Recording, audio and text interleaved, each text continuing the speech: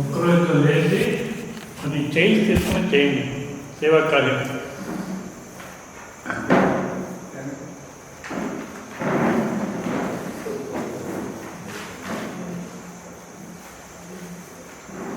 కూర్చోండి అందరూ.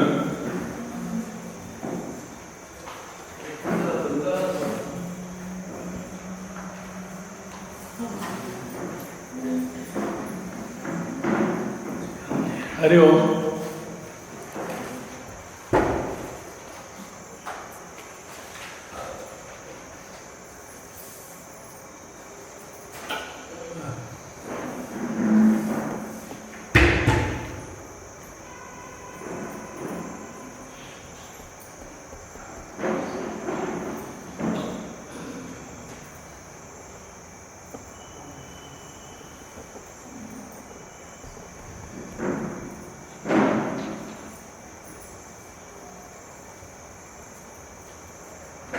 ఈ పక్క రండి, అక్కడ వేయండి. హరి ఓం. ఇక్కడ కొన్ని వేయండి, అక్కడ కూడా అనుకున్నాను.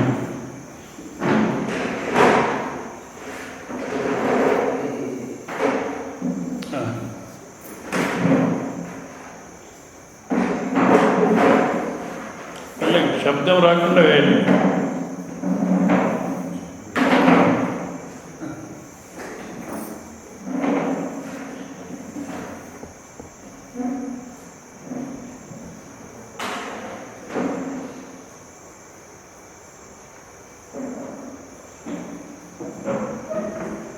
కూర్చోండి. ఓం సహనా భవతు సహనౌ భునక్తు సహ వీర్యం కరవావహై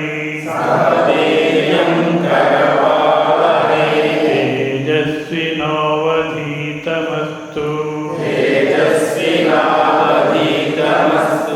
మా విద్విషావహై. ఓం శాంతి శాంతి శాంతి.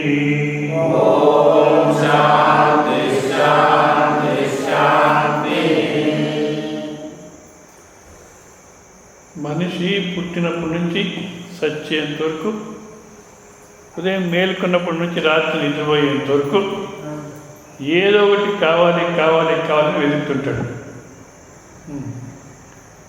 డివి గుండప్ప అని ఆయన అంటాడు, బెదకాట బదుకెల్ల క్షణ క్షణవు పసహసివు ಅದಕ್ಕಾಗಿ ಇದಕ್ಕಾಗಿ ಮತ್ತೊಂದಕ್ಕಾಗಿ ಅಧಿಕಾರ ಸಿರಿ ಸೊಗಸು ಕೀರ್ತಿಗಳ ನೆನೆದು ಮನ.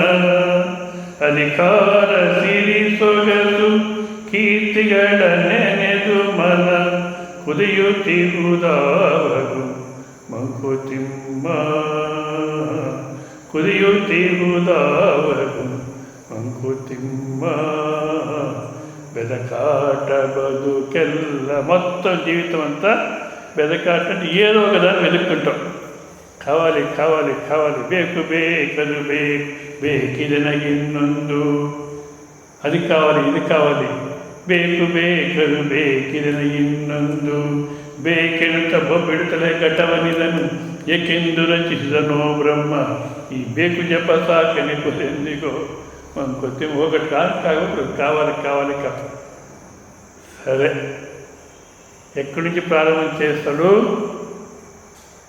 సంస్కారం ప్రకారం పుట్టిన ఈ పృథ్వీకి వచ్చిన తర్వాత సంస్కార బలంతో తల్లి స్థలాన్ని వెతుకుతాడు, పాలు తాగాలని. అక్కడి నుంచి ప్రారంభం చేసి బొమ్మలతో ఆడుకుంటాడు. బొమ్మలు అయిన తర్వాత బొమ్మలు మార్చుకుంటాడు. నిర్జీవమైన బొమ్మలతో ఆడుకుంటూ ఉంటాడు. ఈ లాభం లేదని మళ్ళీ సజీవమైన బొమ్మలు తెచ్చుకుంటాడు. సజీవమైన బొమ్మలు అంటే అర్థమవుతుందా మీకు? నాకు అనుభవం లేదు, మీకు అనుభవం ఉంది. భార్య పిల్లలు, భర్త పిల్లలు, ఇంకా ఎవరెవరు ఉన్నారు, బియ్యంకులు, వాళ్ళు వీళ్ళంతా మనం ఆడుకునేకి ఈ బొమ్మలు. నిర్జీవమైన బొమ్మలు అంటే మనం ఎట్లా కూర్చోబెట్టి అట్లా కూర్చొనేది గమ్మునుండేది. ఇవి మనం ఏం చెప్పినా విరోధమే. మరి ఇంకెక్కడ ఏమి చేసుకుంటే నెమ్మదిగా ఉంటాం, కావాలి కావాలి అనేటువంటి కోరిక పడిపోతుంది, తృప్తిగా ఉన్నామని ఎప్పుడు సాధ్యము? ఇది మన జీవితాల నుంచి మనం బాగా ఆలోచన చేయాలి. సమనికి ఇదే రావడం లేదు. ఎన్ని సంవత్సరాలు ఉపదేశం చేసినా, ఎన్ని సంవత్సరాలు శ్రవణం చేసినా ఈ ఫస్ట్ స్టెప్ ఏది? మన జీవితాల గురించి మనం ఆలోచన చేసి ఆనందాని కోసం ఎంత ప్రయత్నం చేసినామో, నిజంగా ఇప్పుడు ఈ దేని నుంచి ఎంత ఆనందం వచ్చింది, ఎవరి నుంచి ఎంత ఆనందం వచ్చింది, ఎంతవరకు నెమ్మదిగా ఉన్నాము అనేది మనం యోచన చేయడం లేదు. అది రావాలంటే 3 విధాలుగా రావచ్చు. ఒకటి జన్మ సంస్కారంలో. రమణ మహర్షి, శంకరాచార్య అటువంటి వాళ్ళు ఏ వ్యవహారానికి పోలేదు, లౌకిక వ్యవహారం నేరుగా అధ్యాత్మ మార్గంలో పోయినారు. అటువంటి సంస్కారం మనకు లేదు. ఉండింటే ఇట్లా ఉండేది కాదు జీవితం, అది లేదు. పోని వేరే వాళ్ళని చూసి మనం నేర్చుకోవాలి, బుద్ధి తెచ్చుకోవాలి. ఇప్పుడు అయితే టీవీ, ఈ పేపరు చాలా వరకు వస్తుంటుంది. మొన్న ఆ జయలలిత కథ వినండి. రాజకీయం కాదు, ఆమె ఎంత ప్రయత్నం చేసింది, ఏ దాంట్లో అన్నా ఒక్కరోజైనా నెమ్మదిగా జీవనం చేసిందంటే లేదు. ఫిల్మ్ యాక్టర్ అయ్యేదానికి ముందు ఫిల్మ్ యాక్టర్ కావాలని ఇష్టం లేదు ఆమెకు. తల్లి బలవంతంలో ఫిల్మ్ యాక్టర్ అవుతుంది.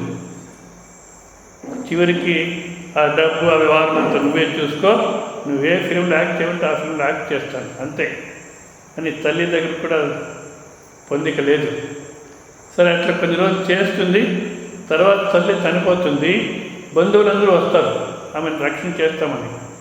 తర్వాత ఆమె అర్థం చేసుకుంటుంది, ఈ బంధువులంతా నా డబ్బు కోసం, నా శరీరం కోసం వచ్చినారు కానీ నా కోసం కాదు అని ఆ ఫీల్డ్లోనూ చాలా బాధపడుతుంది, బంధువులతోనూ చాలా బాధపడుతుంది. మళ్ళీ ఎంజీఆర్ దగ్గర పోతుంది. రాజకీయంలో తీసుకుని నన్ను ఈ ఫిలిం ఫీల్డ్లో ఈ బంధువులతో నేను ఉండలేను, రాజకీయంలో తీసుకుంటే అమ్మ ఇది కూడా చాలా కష్టము, ఇక్కడ కూడా చాలా బాధపడాల్సి వస్తుంది, వద్దంటే వినదు. సరే, జనరల్ సెక్రటరీగా తీసుకుంటాడు. తర్వాత ఆయన పోయిన తర్వాత ఆయన పీని మోసుకుని పోయే సమయంలో ఆ వెహికల్లో కూర్చుందానికి పోతుంది. ఎంజీఆర్ బంధువులంతా తోసేస్తారు, నీకేం సంబంధం అని వచ్చినావు అని. అప్పుడు ఆమె ఫిలిం ఫీల్డ్లో నేను ఉండలేకపోయినాను, బంధువులతో ఉండలేకపోయినాను, ఈ ఎంజీఆర్ కుటుంబంతో ఉండలేకపోయినాను, ఇంకా నేను జీవనం చేయలేని ఈ జగత్తులో అని 4 సంవత్సరాలు ఏకాంతంలో రూమ్లోనే ఉండిపోయింది. నిజంగా అట్లనే రూమ్లోనే ఉంటూ ఏదైనా వైరాగ్యం తెచ్చుకొని పరమాత్మ చింతనలో పోయింటే చాలా ఆనందంగా ఉండేది. కానీ 4 సంవత్సరాలు అట్లుంది. మళ్ళీ ఎవరో చెప్పినారు, అమ్మ ఎంజీఆర్ భార్యకి ఎవరు ఓటీరు, నువ్వు రా, ఎలక్షన్ వచ్చింది, నిలబడు, నీకు ఓటేస్తారంటే వచ్చింది, ఓటేస్తారు. 6 సార్లు చీఫ్ మినిస్టర్ అయింది. 35 సంవత్సరాలు చీఫ్ మినిస్టర్ ఉండింది. అవునా? చనిపోయినప్పుడు 10 లక్షల మంది దర్శనం చేసుకున్నారు ఆమె దర్శనం. కానీ 10 లక్షల మంది నన్ను దర్శనం చేసుకున్నారు ఆమెకు తెలుసా? ఆ తృప్తి ఉందా? పోనీ ఒక్కరోజైనా నెమ్మదిగా జీవనం చేసిందంటే లేదు. ఎప్పుడు ఆత్మహత్య చేసుకుంటేనే బాగుంటుంది. ఎందుకు చెప్తున్నంటే అధికార సిరి సొగస కీర్తిಗಳ నెనదు మనం అధికారం కావాలి, ఐశ్వర్యం కావాలని దానికోసం ప్రయత్నం చేస్తున్నాం. కానీ ఎంత ఐశ్వర్యం ఉన్నా, ఎంత అధికారం ఉన్నా నెమ్మదిగా ఉన్నామంటే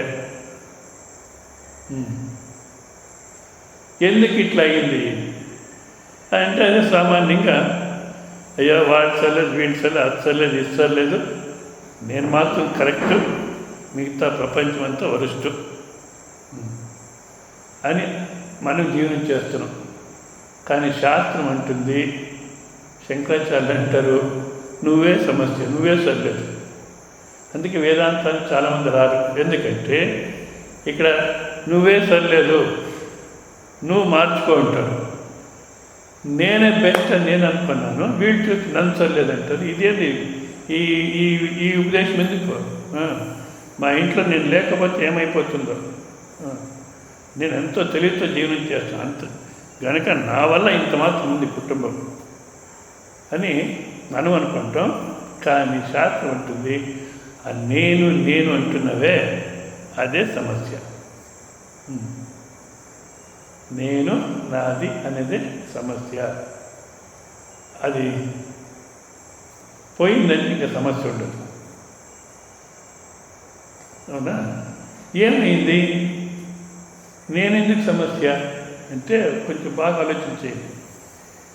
నేను పుట్టినాను, సస్తాను, సంసారి, దుఃఖి అని నన్ను గురించి నేను నిశ్చయం చేసుకొని ఆ నిశ్చయంతో ఎన్ని కోట్లు సంపాదించేసినా దుఃఖినే. అవునా? ముందు దుఃఖి, సరే దుఃఖం పోవాలంటే కోట్లకు సంపాదించేసి దుఃఖం పోతుంది అని కోట్లకు సంపాదించేస్తున్నాడు. ఇప్పుడు దుఃఖి విత్ క్రోర్స్ ఆఫ్ రూపీస్, ఆ డబ్బుతో సహా బాధపడుతున్నాడు. లేదు పెళ్లి చేసుకునేది తప్పు కాదు, కానీ పెళ్లి చేసుకుంటే హాయిగా ఉంటాము అంటున్నామే, అది ఎంత మాత్రం correct. Two suffering souls joining together and expecting some miracle will happen so that you will be happy. అబ్బాయి బాధపడుతున్నాడు, అమ్మాయి బాధపడుతుంది. ఇద్దరు బాధపడేవాళ్ళు ఒక్కటిగా చేరితే డబల్ దుఃఖి అవుతుందా? డబల్ దుఃఖి అయితే ఎంత మేలు, మల్టిప్లై అవుతుంది. Marriage is an occasion after which the happiness is divided, sorrows are multiplied. పెండ్లి అంటే ఒక అద్భుతమైనటువంటి జీవితంలో అది జరిగితే మాలో ఉన్నటువంటి ఆనందం, సంతోషం దాన్ని పంచుకుంటాము, సమస్యలు పెరిగిపోతుంటాయి. సరే లేదు సంతానం కలిగితే అప్పుడు బాగుంటుంది. అవునా? సరే సంతానం కలిగింది, అయ్యో అమ్మాయి పుట్టేసింది, జాతేతి కన్యా మహతి చింత కస్మై దయాయేతి మహావితర్క దత్తం సుఖం యాస్యతి నవేతి చింత కన్యా పితృత్వం కలు కష్ట సాధ్యం. అమ్మాయి అయిపోయింది, ఇంకా వయసు వచ్చింత ఎవరికి పెళ్లి చేయాలి? అది ఇప్పటి కాలంలో అయితే మనం పెళ్లి చేసేంతవరకు ఇంట్లో ఉంటుందో పరిగెత్తిపోతుందో సమస్య. మరి ఏమి ఇప్పుడు అబ్బాయి పుడితే అప్పుడు నెమ్మది. సరే ఒక అబ్బాయి కూడా అయింది, ఒక అమ్మాయి, ఒక అబ్బాయి, ఒక 4 వీలరు, ఒక సొంత ఇల్లు, ఆదర్శ కుటుంబం గవర్నమెంట్ ప్రకారం. పోనీ నెమ్మదిగా ఉన్నావా? వాళ్ళిద్దరికీ ఎల్కేజీకే సీట్ దొరకలే, ఇంకా వాళ్ళు పీజీ చేసేంతవరకు నెమ్మది లేదు. ఇప్పుడేమైంది? ఇంకా 20 సంవత్సరాలు నెమ్మది లేదు. వాళ్ళు పీజీ అయ్యేంత వరకు. సరే పీజీను అయ్యింది, నెమ్మదిగా ఉన్నారా? ఎక్కడ స్వామి ఉద్యోగం దొరకలేదు? ఏదో ఉద్యోగం దొరికితే సరే, ఉద్యోగం దొరికింది, ఇప్పుడైనా నెమ్మదిన్నా? లేదు, వాళ్ళిద్దరికి పెళ్లి చేసేస్తే వాళ్ళది సెటిల్మెంట్ అయిపోతే అప్పుడు నెమ్మది. నిజంగా పెళ్లి అనేదానికి సెటిల్మెంట్ అనే శబ్దం ఎట్లొచ్చిందో నాకు తెలియదు. మా అబ్బాయి సెటిల్మెంట్ అయిపోయింది, మా అమ్మాయి సెటిల్మెంట్ అయిపోయింది అంటారు. ఇంకా సెటిల్మెంట్ అయిపోతే ఇంకేం సమస్య ఉండకూడదు. సెటిల్మెంట్ అంటే ఇంకా అక్కడి నుంచి దుఃఖం ఉండకూడదు. సెటిల్మెంట్ అయితే ఇంకా ఏ సమస్య ఉండకూడదు. సెటిల్మెంట్ అయిందంటే తృప్తిగా జీవనం చేయాలి. కానీ లేదు, ఎట్లా సెటిల్మెంట్ అయిపోయింది, పెళ్ళి కూడా అయింది, మరి ఇప్పుడైనా నెమ్మదిగా ఉన్నారా? స్వామి డబల్ గ్రాడ్యుయేట్ అని పెళ్లి చేసుకున్నాము, ఆ కోడలు ఇంగ్లీష్లోనే తిడుతుంది, మాట్లాడితే పోలీస్ స్టేషన్ పోతానంటుంది. ఇప్పుడు ఏం చేయాలో తెలియదు. ఎందుకు ఇట్లా అయిందంటే నేను సంసారి దుఃఖి పుట్టిన సస్తానని నిశ్చయంతో ఏమన్నా చేసినా ఆ సంసారి దుఃఖి అనేది పోదు. సో ఆ నిశ్చయం మార్చుకోవాలి. అంతేనా? అంతే. అయితే ఈరోజు నుంచి నేను సంసారి దుఃఖి అనుకోను, నేను ఆనంద స్వరూపం అనుకుంటాను. స్వామి చిన్మయానంద ప్రవచించి చెప్పే సమయంలో అంతా సర్వం అంతా బ్రహ్మస్వరూపమే, ఆనంద స్వరూపమే, నారాయణ స్వరూపమే అని చెప్పాడు. చెప్పిన తర్వాత ఈరోజు నుంచి నేను ఆనందం అనుకుంటాను అని మీరు నిశ్చయం చేసుకోవచ్చు. కానీ ఇక్కడి నుంచి లేస్తారు, అక్కడ చెప్పులు ఎవరో వేసుకొని పోయినారు, ఇక్కడి నుంచి లేచి బయటికి పోతే చెప్పులు ఎవరో వేసుకొని పోయినారు. ఇప్పుడు నేను ఆనంద స్వరూపం అనుకునేది సాధ్యమా? ఈ సంసారి దుఃఖి అనేవానికి విలక్షణంగా మనలోనే ఇంకోటి ఏదో ఆనందం అనేది ఉంది అనేది అనుభవంలో కనుక్కుంటే ఇది నేను కాదు, ఇది ఊరికి బయటకు అట్లా కనబడుతున్నాం కానీ ఇదే నా స్వరూపం కాదు. వాక్య పరిధి శరీర, ఇంద్రియ, బుద్ధి, మనస్సు, అహంకారం ఇదంతా బాహ్య పరిధి. అంతర్కేంద్రం ఉంటుంది. ఆ అంతర్కేంద్రాన్ని మనం ఎదుర్కోవాలి. మనిషి చేయవలసిన ఏకైక యాత్ర, ఎక్కడెక్కడో యాత్రలు పోతుంటారు, ఏకైక యాత్ర అంతర్యాత్ర. అది చేస్తేనే నెమ్మది ఉండేది సాధ్యం. ఏదో బాహ్య పరిధి తీసేసి అంతర్కేంద్రం ఏదుందో దాన్ని మనం కనుక్కోవాలి. ఇది మనకు ఎట్లా సాధ్యం అంటే వైరాగ్యము జన్మ సంస్కారంలో వచ్చిండాలి అన్నాను నేను. లేదా వేరే వాళ్ళని చూసి జయలలిత లైఫ్ చూసి పేపర్లో చూసినాము, 10 లక్షల మంది దర్శనం చేసుకున్నాను నిజమే, కానీ ఒక్కరోజు నెమ్మదిగా ఉందా? పోనీ 10 లక్షలు నా దర్శనం చేసి నా శరీర దర్శనం చేసుకున్నారు అనే తృప్తి ఆమెకు ఉందా? ఉండేదానికి సాధ్యం. అంటే ఇంక మనం కూడా అట్లా పరిగెత్తుంటే ఏం లాభం? సరే, అట్లా వైరాగ్యం కావాలి. అది రాలేదంటే మన జీవితాన్ని బాగా ఆలోచన చేయాలి. ఇంతవరకు చేశానే ఎంత మాత్రం నెమ్మదిగా ఉన్నాము అంటే అప్పుడు నెమ్మది ఎక్కడ దొరుకుతుంది? ఆత్మశోకం తరతి అంతర్కేంద్రాన్ని తెలుసుకుంటే నెమ్మదిగా ఉంటాం అన్నప్పుడు మనము ఇదంతా ఎందుకు ప్రవచనం కానీ మందిరాలు కానీ తీర్థయాత్ర కానీ ఇదంతా ఎందుకంటే ఆ స్వరూపాన్ని కనుక్కునే దానికోసం. అది ఉపనిషత్తు, భగవద్గీత శ్రవణంతోనే సాధ్యం, కానీ వేరే ఏ దాంతో సాధ్యం కాదు. ఇప్పుడు కాలంలో అయితే అనేక సంప్రదాయాలు ఉన్నాయి. ఒక్కొక్కటి ఒక్కదానికి ప్రమాణ గ్రంథం లేదు, లేదా అనుభవం లేదు, యుక్తి ఏదో చెప్తుంటారు. ఆ యుక్తి కూడాను సరిగ్గా విచారం చేసేవాళ్ళు నిలబడదు. కనుక శ్రోత్రియం బ్రహ్మనిష్టం, శాస్త్రాలు అధ్యయనం చేసుకుని ఉండాలి. ఏ శాస్త్రము? జ్యోతిష్ శాస్త్రం, వాస్తుశాస్త్రము, మోక్షశాస్త్రమే అధ్యయనం చేసుకుని ఉండాలి. ఆ మోక్షశాస్త్రం అంటే ఉపనిషత్తు. దాన్ని అనుభవపూర్వకంగా తాను అర్థం చేసుకొని వేరే వాళ్ళు కూడాను అర్థమయ్యే రీతికి అనుభవపూర్వకంగా జ్ఞాన విజ్ఞాన సహితం అర్థమయ్యే రీతికి చెప్పేటువంటి గురువు దర్శనం కావాలి మనకు. అటువంటి గురువుని వెతికేది ఎట్లా?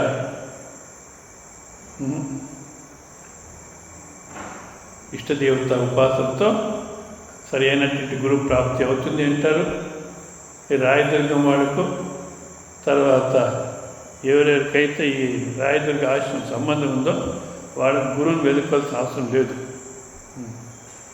కనీసం సంవత్సరానికి కాదు, 6 నెలలకి 4 రోజులున్నా 4 రోజులు వచ్చినారంటే అదే పుణ్యం. ఉదయం వస్తారు, మధ్యాహ్నానికి ముక్తి వచ్చేస్తుంది, వెళ్ళిపోతారు. ఎందుకంటే ఆ దాహం లేదు లోపల. తన జీవితాన్ని గురించి బాగా ఆలోచన చేయలేదు. వ్యర్థ జీవితం వృథా క్రియ వృథాలాప వృథావాదాన్ మనోరథ. ఏమేమి చేసినానో ఆనందానికి ఇదంతా వ్యర్థము అనేది సిద్ధమైతే అప్పుడు మనకు దాహం అవుతుంది, అప్పుడు మనము వినేదానికి సాధ్యమవుతుంది. అవునా? వినే దాంట్లో సాధనా భాగము, ఏ సాధనా భాగం వింటున్నామో ఆ విధంగా మనము అనుష్ఠానాలు తీసుకుని రావాలి. కర్తృతంత్ర అంటే సాధన ఇంత చేయండి, కర్మయోగ సాధన చేయండి, అమానిత్వాది గుణాల్లో అభ్యాసం చేయండి, ఉపాసన చేయండి చెప్పినారనుకోండి. ఏ విధంగా చెప్పినారో ఆ విధంగా మనం అనుష్ఠానం చేస్తేనే దాని ఫలం వచ్చేది, అంతఃకరణ శుద్ధి వచ్చేది. కానీ మన అనుష్ఠానం ఎట్లుందంటే, ఎవరో డాక్టర్ దగ్గర పోయినారంట. ఆ డాక్టర్ అన్నాడు, ఏ మందు వద్దు, వాకింగ్ చేయండి, యోగాసనాలు చేయండి, మళ్ళీ డయట్ మార్చుకోండి, ఫలానా ఆహారం తీసుకోండి, ముందు ఏం తీసుకుంటున్నారో అది మానుకోండి అని. సరే వీళ్ళు అని వచ్చినారు. మళ్ళీ ఒక 15 రోజులు, నెల రోజులు అయిన తర్వాత పోతే ఇంకా వెయిట్ ఎక్కువైంది. డాక్టర్ ఇంకా వెయిట్ ఎక్కువైపోయింది, నేను చెప్పినట్టు చేసినారా, నేనేమేమి తీసుకోమని చెప్పినానో అది తింటున్నారా? అది తీసుకున్నాం డాక్టర్, అదే తింటున్నాను. అంతకుముందు ఏమి తింటున్నా అది మానుకోమన్నాను, అది మానుకున్నారా? డాక్టర్ అది దాని ప్రయత్నం చేస్తున్నాను ఇంకా అంటే, ముందు ఏం తింటున్నారు అదే తింటున్నారు, డాక్టర్ చెప్పింది తింటున్నారు, వెయిట్ తగ్గిపోవాలంటారు. మళ్ళీ యోగాసనాలు, టీవీ చూస్తున్నాను యోగాసనాల్ని, టీవీలో యోగాసనాలు చూస్తే వెయిట్ తగ్గుతుందా? మన సాధనలన్నీ ఇట్లే ఉంటాయి. ఏ విధంగా చెప్పినా ఆ విధంగా చేస్తే అంతఃకరణ శుద్ధి వస్తుంది. అంతఃకరణ శుద్ధి వచ్చిన తర్వాత గురువు దగ్గర శ్రవణం చేస్తే ఏ విధంగా అర్జున శ్రవణం చేశాడో అట్లా శ్రవణం చేస్తే జన్మ సార్థకం అవుతుంది, ఆనందంగా జీవించడానికి సాధ్యం. అర్జున భగవద్గీత అంతా విన్న తర్వాత, ఏమయ్యా విన్నావా, అర్థమైందని అడిగితే ఒక మాట చెప్పాడు. ఏమని? నష్టో మోహ స్మృతిర్లబ్ధ.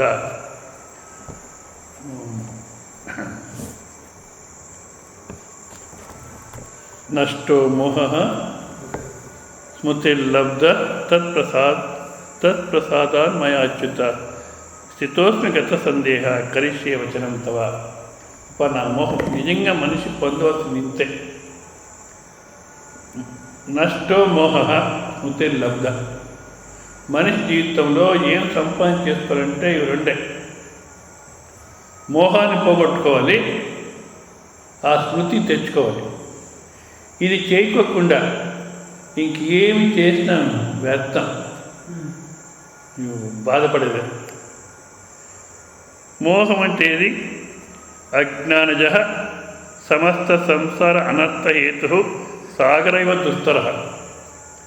అంటే అజ్ఞానంతో వచ్చినటువంటి నేను నాది అనేటువంటి మోహం, అది సమస్త సంసార అనర్థహేతు. మొత్తం సంసారం అంటే భార్య పిల్లలు, భర్త పిల్లలు, ఇది ఏదైతే ఇదే సంసారం. దీని జొతకు పుట్టినాను సస్తాను, ఈ పుట్టక గిట్టక మధ్యలో దుఃఖీని జీవనం చేస్తాను అనేటువంటిది ఏదిందో, పునః జననవు పునః మరణం పునః తాయ గర్భ నివాసవు ఈ సంసారవు బలు దుస్సారు కృపయా తోరి కాయమురారి. ఇది జన్మ మరణ సంసారం. పోనీ ఏదో పుట్టినాము, ఒకరోజు పోతాము, ఈ మధ్యలో హాయిగా ఉన్నాము, ఆనందంగా ఉన్నామంటే జఠరది దుఃఖవు జననది దుఃఖవు ముప్పిన దుఃఖవు మరణద దుఃఖవు నానా రోగది దుఃఖవే దుఃఖవు. ఎప్పుడు రాసిందో ఈ పద్యము, కానీ ఇప్పుడు నానా రోగాలు అంటే బాగా అర్థమవుతుంది. అయ్యయ్యో ఏమేమి రోగాలు ఏం కథ. ఇది ఈ సంసారం, దీన్ని సమస్త సంసార అనర్థేతు సాగర ఇవ దుస్తర. దాటే చాలా కష్టము. అటువంటి మోహాన్ని పోగొట్టుకున్నాను. అట్లా మోహాన్ని పోగొట్టుకున్నాను అంతే. నిజంగా మనిషి జీవితంలో మనం చేయాల్సిందేది ఆ మోహం, అజ్ఞానంతో ఏదైతే నేను నాది అనేటువంటి వచ్చిందో దాన్ని తీసేసుకోవాలి. అది తప్ప ఇంకేం సంపాదన చేసుకున్నా తృప్తిగా ఉండేది సాధ్యం కాదు. తర్వాత స్మృతి లబ్ధ, స్మృతిశ్చ ఆత్మతత్వ విషయ లబ్ధ. స్మృతి అంటే నన్ను నేను మర్చిపోయినాను. ఇది మనకు అర్థమయ్యి చాలా కష్టం.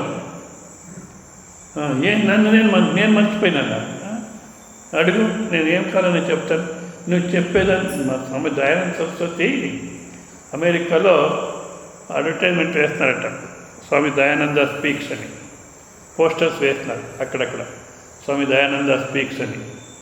అప్పుడు ఎవరో కాలేజ్ ప్రొఫెసరు ఫోన్ చేశాడు స్వామీజీకి, దయానంద స్పీక్స్ అని వేస్తున్నారు, మీరు దేని గురించి మాట్లాడతారు? స్వామీజీ అన్నారు నిన్ను గురించే మాట్లాడతాను. నేను ఈరోజు ఫోన్ చేస్తున్నాను మీకు, ఇంతవరకు నన్ను చూడలేదు మీరు, నన్ను గురించి ఎట్లా మాట్లాడతారు? ఇది ఫస్ట్ టైం నేను మాట్లాడుతున్నాను ఫోన్లో. నా విషయం మీకేం తెలియదు, నీ విషయం నాకు బాగా తెలుసు. అంతేకాదు నువ్వేమేమి నిన్ను గురించి తెలుసుకున్నావో అదంతా తప్పు, అదంతా సరిలేదు, ఇది కరెక్ట్ అని చూపెడతాను రా అన్నారంట. ఇదేదో బాగానే ఉంది ఈ విద్య, నన్ను గురించి ఆయన తెలీదు, అయినా నేను నన్ను గురించి ఏమేమి అనుకున్నానో ఇదంతా తప్పు, కరెక్ట్ ఏదో నేను చూపెడతాను రా అంటాడు. బాగుంది అని వచ్చినాడంట. తర్వాత విన్న తర్వాత కాలేజ్ ప్రొఫెసరు ఈ మోడర్న్ ఎడ్యుకేషన్ ఉంటే పూర్వంలో ఇది అర్థం కావాలంటే వేదాంగాన్ని జ్యోతిష్య నిరుక్త అంతా చెప్పేవాడు. అది ఆలోచన శక్తి వచ్చిన తర్వాత ఉపదేశం చేసేవాడు. ఇప్పుడు కాలంలో నిజంగా అట్లేం అవసరం కనబడదు. ఎందుకంటే ఈ మోడర్న్ ఎడ్యుకేషన్లో థింకింగ్ డెవలప్ అయి ఉంటుంది. సో ఎప్పుడైతే ఆయన మోడర్న్ ఎడ్యుకేషన్లో వచ్చినాడో బాగా అర్థమైంది. చివరికి లాస్ట్లో దయానంద దగ్గరే ఉండిపోయినాడు. అంటే నన్ను గురించి నేనేమి అనుకున్నానో అదంతా మన నిజ స్వరూపం కాదు. ఎందుకంటే ఇప్పుడు శరీరము చూసి శరీరాన్ని నేను అనుకుంటాను, ఆడ మగ అని మనం అనుకోవాలంటే శరీర దృష్టితోనే అవునా.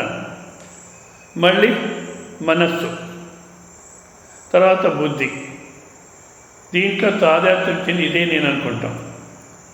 కానీ మన అనుభవం చూసుకుంటే శరీర, ఇంద్రియ, బుద్ధి, మనస్సు, అహంకారం ఇవన్నీ దులుపుకొని దుమ్ము మాదిరి దులుపుకొని ఉండగలరు. ఎట్లా ఎప్పుడుంటారు? సమాధిలో ఉండగలము అవునా, లేదా మూర్ఛ రోగం వస్తే ఉండగలము, లేదా ఏదైనా ఆపరేషన్ జరగాలి అనస్థేషియా ఇచ్చినారంటే అట్లా ఉండగలము. అయ్యో స్వామీజీ సమాధి మనకు లేదు, అదేమో తెలీదు, ఇంకా మూర్ఛ రోగం వచ్చేది కూడా వద్దు, ఇదేదో ఆపరేషన్ అంటారే అది కూడా వద్దు. పోనీ ఇదేది వద్దన్నా శరీర, ఇంద్రియ, బుద్ధి, మనస్సు, అహంకారము ఇదంతా దులుపుకొని ఉంటున్నాము. ప్రతి ఒక్కరు ఉంటున్నారు, ప్రతి ఒక్కరికి అనుభవం ఉంది. ఎప్పుడంటే నిద్ర. నిద్ర అన్నప్పుడు నిజంగా అది నిద్ర కాదు, మొత్తం ప్రపంచం అంతా భ్రమపడుతుంది. మొత్తం ప్రపంచంలో ఉన్న వాళ్ళంతా భ్రమలో ఉన్నారు కనుక ఎవడన్నా ఒక్కడు అక్కడి నుంచి మేలుకున్నాడు, ఆ భ్రమ నుంచి మేలుకున్నాడంటే వాడు పిచ్చోడిగా కనబడతాడు. నిద్ర లేదంటాడు ఈ స్వామీజీ. అయ్యయ్యా మేము నిద్రపోడా రోజు అంటున్నాం, నిద్రపోతాను లేస్తాను అంటున్నాం, అది వ్యవహారం జరిగిపోతుంది, మూర్ఖత్వం. నిజంగా నిద్ర అన్నప్పుడు అక్కడ ఏముంది అని చూస్తే శరీరం లేదు, ఇంద్రియం లేదు, మనసు లేదు, బుద్ధి లేదు, నేననే తలంపు లేదు, నేను ఉన్నాను అనేది లేదు. పోనీ నిద్ర అనేదన్నా ఉందా అంటే అది కూడా లేదు అవునా. దేశము కాలం ఉందా? లేదు. అయినా నువ్వు ఉన్నావు. దేశం కాలం లేకపోయినా నేనున్నానంటే దేశకాలానికి అతీతం గనుక ఏ మృత్యుని లేదు, ఏ జన్మము లేదు, జన్మ మృత్యు లేదంటే ఇంకే దుఃఖం ఉంది? ఏ దుఃఖము లేదు. ఆ స్మృతి వచ్చింది నాకు. అర్జున అంటున్నాడు స్మృతి లబ్ధ అంటే ఆ స్వరూపాన్ని మర్చిపోయాను, అదే నేను ఇది మర్చిపోయినాను, ఇప్పుడు జ్ఞాపకం వచ్చింది. ఆత్మతత్వ విషయా లబ్ధ యస్య లాభాత్ సర్వగ్రంథినా విప్రమోక్ష. సమస్త గ్రంథులు పడిపోయినాయి.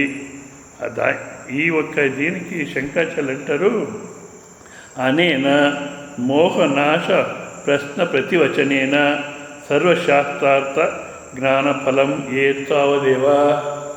సమస్త శాస్త్రాలు చదివి మనం తెలుసుకోవాల్సింది, అంతేకాదు మనిషి జన్మంలో మనం పోగొట్టుకోవాల్సింది, ప్రాప్తి చేసుకోవాల్సింది ఏమంటే ఏం చెప్పండి? మోహం పోగొట్టుకోవాలి, స్మృతిని తెచ్చుకోవాలి. ఇది తప్పితే మిగతా ఏ బంగారం వద్దు, డబ్బు వద్దు, ఏ అధికారం వద్దు. అవన్నీ ఏదో వ్యవహారానికి, శరీర నిర్వహణకు, కుటుంబ నిర్వహణకి ఎంత మాత్రం కాదు అంత మాత్రమే అవసరం. అవి ఎంత ఎక్కువైపోతే అంత ఆనందంగా ఉంటాము. డబ్బు ఎంత ఎక్కువ ఉంటే అంత ఆనందము. గనుక చాలు, పరమాత్మ ఏమి ఇచ్చాడో అంత చాలు అని ఏ కోరికలు లేకుండా ఆ మోహం పోగొట్టుకునే దానికి ಮತ್ತು మళ్ళీ ఆ స్మృతి తెచ్చుకునే దానికి మనిషి జీవితంలో ప్రయత్నం చేయాలి. అది తప్పితే మిగతా ఏ ప్రయత్నం వద్దు. దానికోసం 4 రోజులు ఇక్కడ కార్యక్రమం పెట్టారు. రేపటి నుంచి ఆ టైమింగ్స్ అదంతా మీకు బాగా తెలుసు. రాండి అంటే ఉదయం వచ్చి మధ్యాహ్నానికి ముక్తి వచ్చేస్తుంది, వస్తే మంచిదే. కానీ ముక్తి వచ్చిన శ్రవణం చేసే దాంట్లో, సాధన చేసే దాంట్లో ఈ చింతనలోనే ఆనందమైంది. మళ్ళీ లౌకికాన్ని పరిగెత్తుకోవడం, నాకు ముక్తి అయిపోయింది ఇంక లౌకికంలోనే ఉంటానంటాడు. ఇంకా 4 రోజులు శ్రద్ధతో విని తరించే ప్రయత్నం చేయండి అని చెప్తూ ఇంకా టైం అవుతుంది, ఇక్కడ స్టాప్ చేస్తాం. ఓం పూర్ణమద పూర్ణమిదం పూర్ణాత్ పూర్ణముదచ్యతే పూర్ణస్య పూర్ణమాదాయ పూర్ణమేవావశిష్యతే. ఓం శాంతి శాంతి శాంతి. హరి ఓం శ్రీ గురుభ్యో నమః. హరి